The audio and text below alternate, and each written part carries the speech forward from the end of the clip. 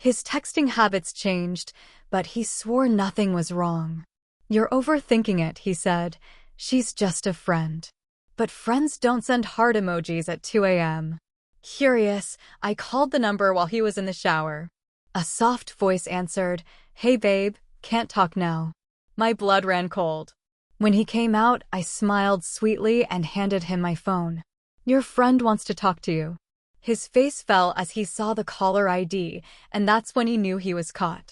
I never thought I'd be sharing my story here, but I need to get this off my chest.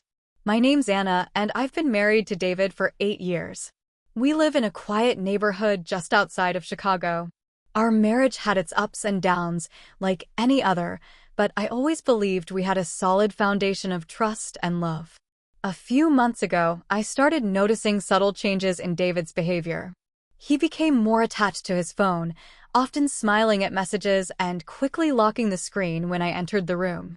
Our conversations dwindled, and he seemed distant, lost in his own world.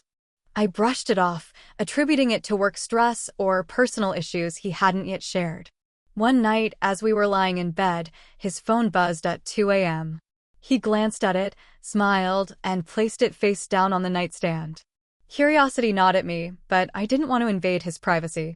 Instead, I asked, "Who's texting you this late?" He chuckled softly. "Oh, it's just Lisa from work. She's going through a tough time and needed someone to talk to." I nodded, trying to suppress the unease bubbling inside me. "Is everything okay with her?" "Yeah," he replied, turning away. "Just some personal stuff. Nothing to worry about." Days turned into weeks, and the late-night texts continued. I couldn't shake the feeling that something was amiss. One evening, while David was in the shower, his phone buzzed again. Without thinking, I picked it up and saw a message from Lisa. "Can't wait to see you tomorrow." My heart raced. Friends don't send heart emojis at 2 a.m.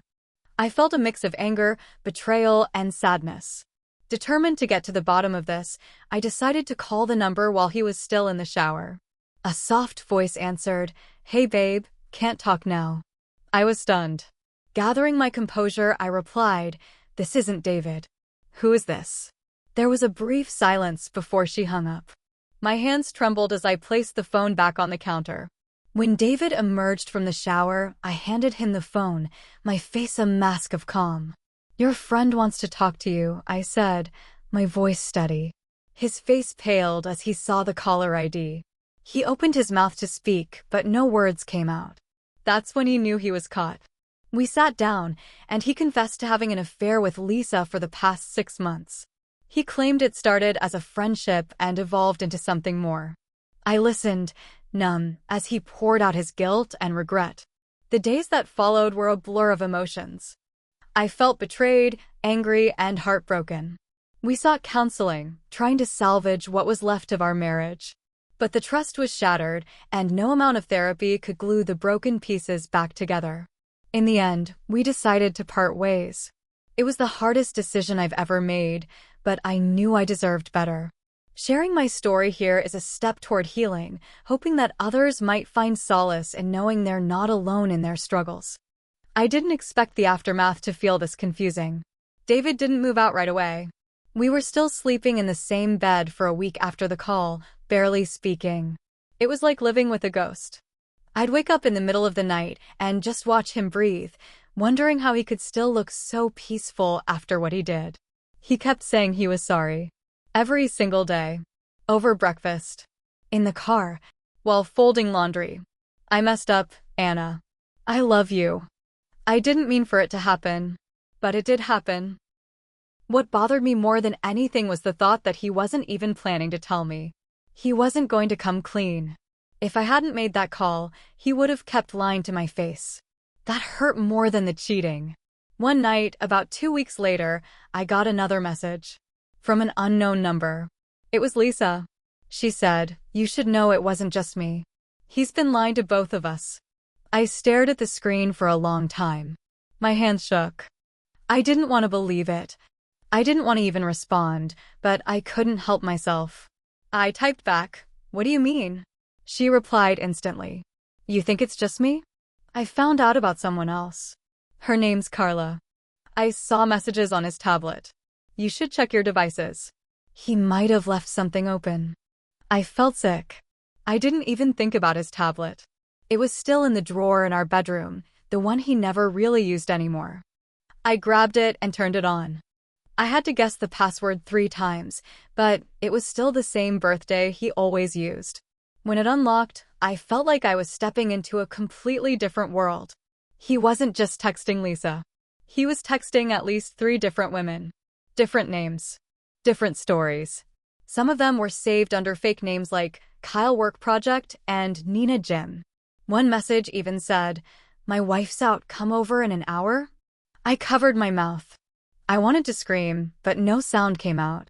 All those nights he said he was working late.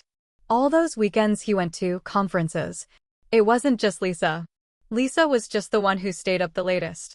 That night, I didn't confront him right away. I couldn't. I sat on the couch in the dark until the sun came up. I kept rereading the messages, each one slicing into me deeper than the last. When he walked into the living room the next morning, all tired and fake innocent, I didn't say anything. I just handed him the tablet. He didn't even try to lie this time. He looked at it, looked at me, then sat down and put his head in his hands. "I don't know what's wrong with me," he said. But I did. He was a liar. A cheater. A man who wasn't sorry until he was caught, and, even then, only halfway. And suddenly, this wasn't just about our marriage falling apart. It was about who the hell this man really was, and what else he'd been hiding from me. He left for work that morning like nothing had happened. No fight. No apology. Just silence. And the weirdest part? I let him walk out the door. I needed space to think, but I also needed answers. Lisa stopped replying after the last message. Maybe she realized how deep she was in. Maybe she was scared I'd expose her too. But I wasn't after her. She didn't owe me loyalty. He did. So I did something I never thought I'd do. I drove to his office. It was about 30 minutes away, in a beige office park in Naperville, the kind of place with endless rows of glass windows and identical landscaping. I'd only been there once, for a holiday party years ago. I didn't even remember which floor he worked on, but I remembered the company name. I walked in like I belonged there, holding my phone like I was reading an important email. I took the elevator up and found the receptionist. She looked about 20, chewing gum and clicking around on her computer. "Hi," I said. "I'm here to drop off something for David." "Oh," she smiled. "David's not in today. He's on PTO." I froze. "Are you sure?" She nodded. "Yeah, he put in for the day a while ago. Said he had a family thing." "Family thing," I repeated, trying not to choke on the irony. I walked out of the building in a daze. Called his number. He didn't pick up. I sat in my car and stared at my phone. I tried not to panic, but my mind was racing. He lied about going to work. Again. And if he wasn't at work, where the hell was he? I went home and tried to stay calm. I didn't want to track him.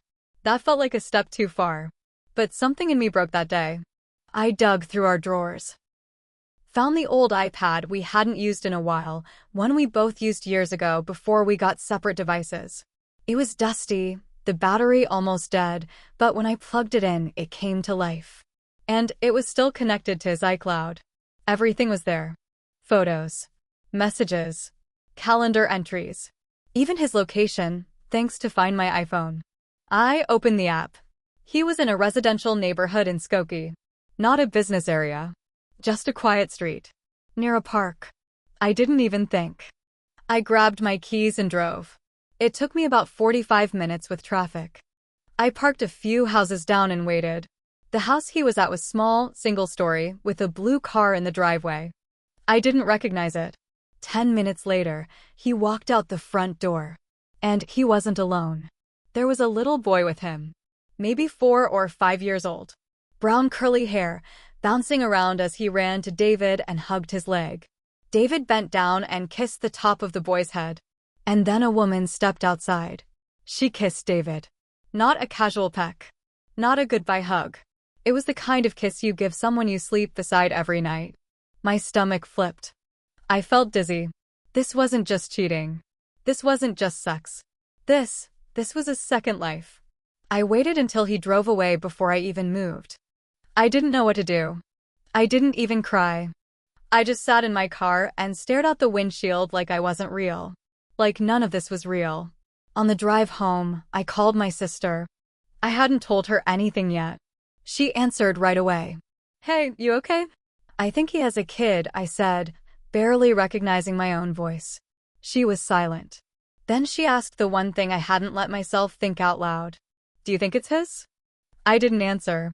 Because deep down, I already knew. I didn't sleep that night.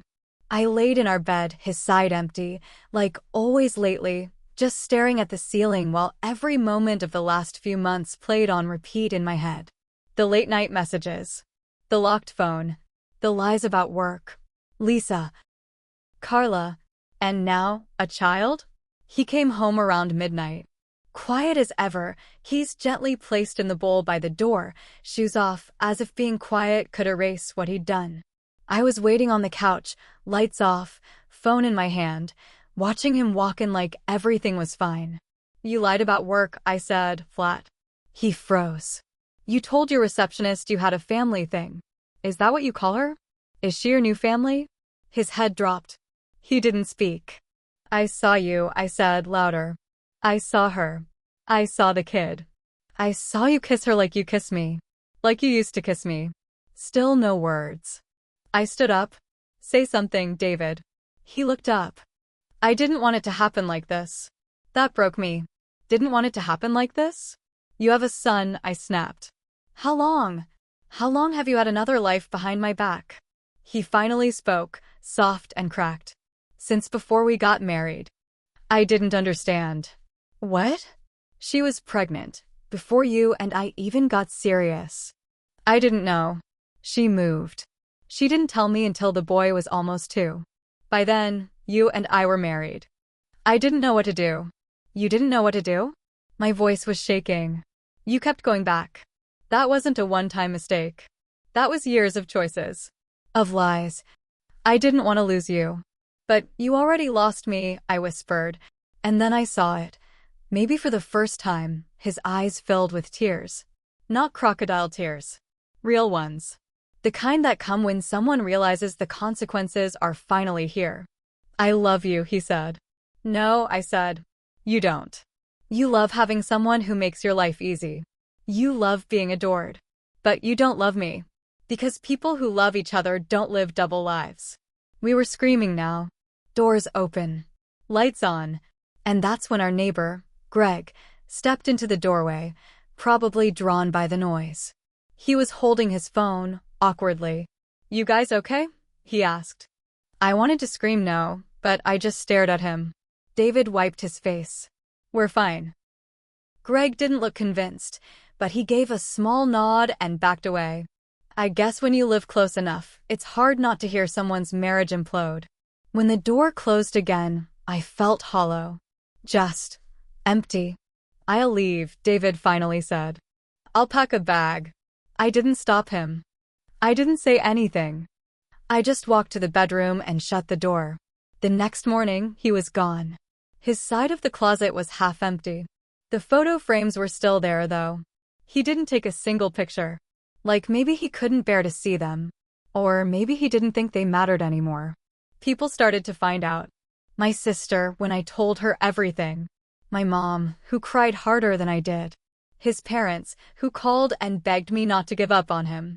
"He's still your husband," they said. But was he? The fallout was messier than I could have imagined.